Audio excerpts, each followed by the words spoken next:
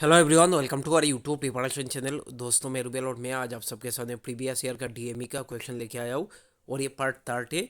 तो आप लोग पूरा वीडियो एंड तक देखना और इस चैनल को सब्सक्राइब करना बिल्कुल मत भूलिए।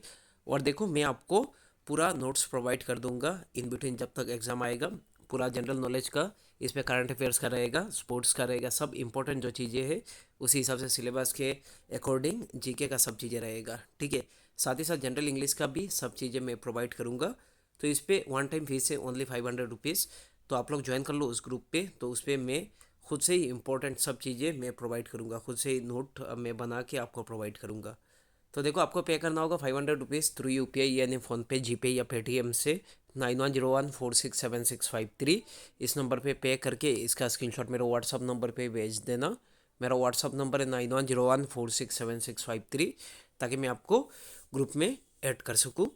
तो शुरू करते हैं आज का जो पहला question number 31। Which of the following Indian state does not have a coastline. तो कौन से इंडियन स्टेट का कोस्ट लाइन नहीं है? इस पे ऑप्शन देखो, राजस्थान, महाराष्ट्र, उड़ीसा या केरला। तो इसका सही आंसर होगा ऑप्शन ए यानी राजस्थान। ये याद रखना। क्वेश्चन नंबर 32 यानी आज का सेकंड क्वेश्चन।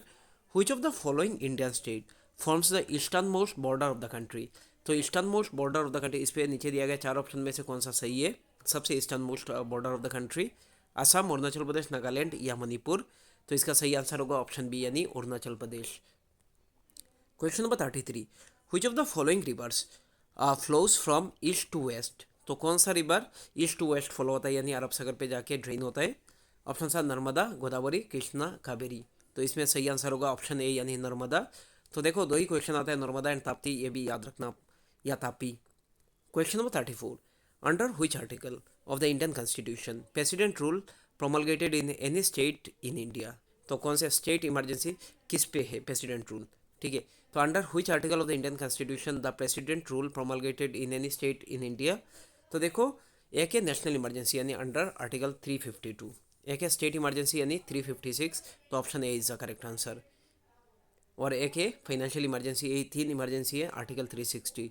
ये सब याद रखना। Question number 35। POCSO Act is related to oil companies, children या सिविल सर्वेंट या ocean.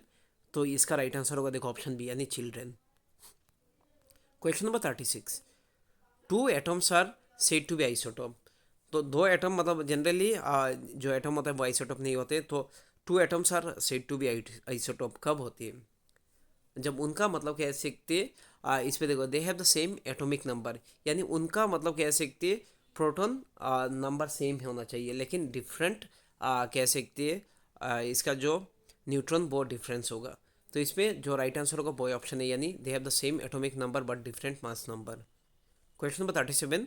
The loudness of a sound is related to. तो साउंड का जो लाउडनेस वो किससे रिलेटेड है? It frequency, it amplitude, it speed या इट्स स्पीच। तो इसका सही आंसर होगा देखो ऑप्शन बी यानी its amplitude. Question number 38। The phenomena of total internal reflection is observed in which of the following. जो फेनोमेना देखो टोटल इंटरनल रिफ्लेक्शन कहाँ पे होता है? Glowing tubelight, light passing through lens, sparkling diamond या option D twinkling star. तो इसका सही आंसर होगा देखो ऑप्शन सी यानी sparkling diamond. Question number 39। Electricity is produced in a dry cell through conversion of energy from. तो देखो, chemical energy, thermal energy, mechanical या न्यूक्लियर एनर्जी। तो इसमें सही आंसर होगा देखो ऑप्शन ए यानी केमिकल एनर्जी। और आज का जो लास्ट क्वेश्चन है question number 40। The main constituent of vinegar is acetic acid, ascorbic acid, citric acid या थार्थरिक एसिड। तो इसका सही आंसर होगा देखो ऑप्शन ए यानी एसिटिक एसिड। तो आज के लिए इतना ही। Thank you so much. आप लोग इस वीडियो को ज़्यादा से ज़्यादा शेयर करो और ग्रुप में ज्वाइन कर लो, इससे मतलब बहुत हेल्प मिलेगा आप सबको। Thank you so much.